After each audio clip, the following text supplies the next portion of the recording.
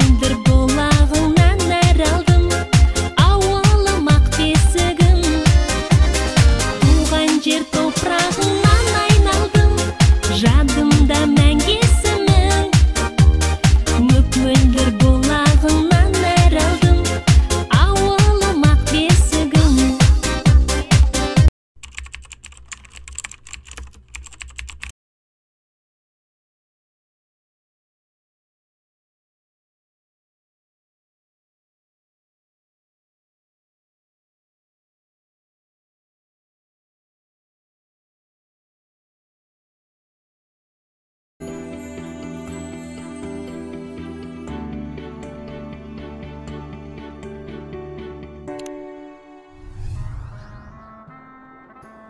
Неге барлығы Әл-Фарабиді әлемнің екінші ұстазы деп атайды?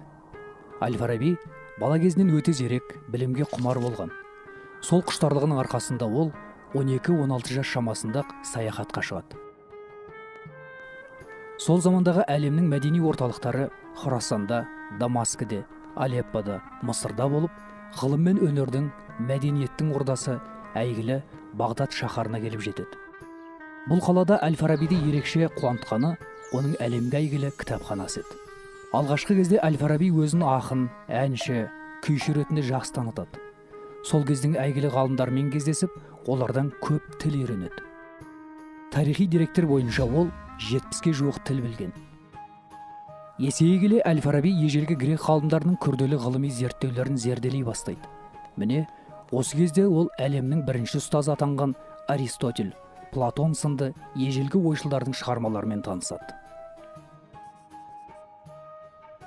Орта ғасырларда Европа елдерінде үлкен рухани дағдарыс басталды.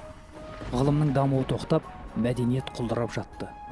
Осындай қиын кезеңде халық ежелгі ғұламалардың, соның ішінде Аристотельдің еңбектеріне қайта оралуды жөн көрді.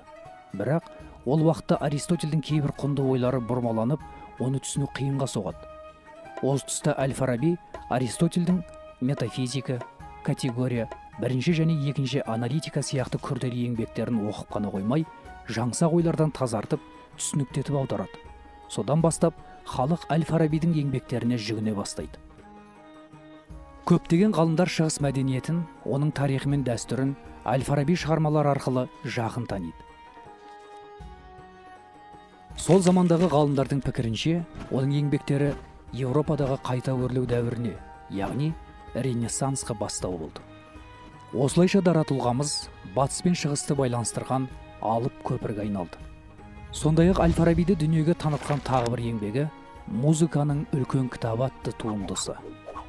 Ғұлама бұл кітабында математикалық тәсілдерді пайдаланып, музыкалық дыбыстарды қағаз бетіне түсіріп, нота түсінігін алғаш дүниеге келген.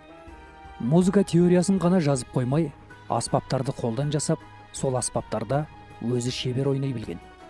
Әл-Фараби зерттеген негізгі аспаптар сыбызғы, чанг, рубаб, қобыз, тамбур, канун, нагора, дойра және басқалар. Ғалымдардың шығуы, кемеңгерлік меруерті, ізгі қала тұрғындары, музыканың үлкен кітабы, ақылдың мәні туралы және тағы басқа көптеген философиялық зерттеулер жазған. Ғылыми деректерге сүйенсек, Әл-Фараби өзінің 80 жылдық ғұмырында философия, логика, этика, метафизика, тіл білімі, жаратылыстану, география, математика, медицина, музыка салаларында 150-ге жуық трактаттар жазып қалдырған. Әл-Фараби Аристотельден кейін әлемдік ғылымға екінші өмір сыйлаған үшін шығыс философтары оны екінші ұстаз деп атады.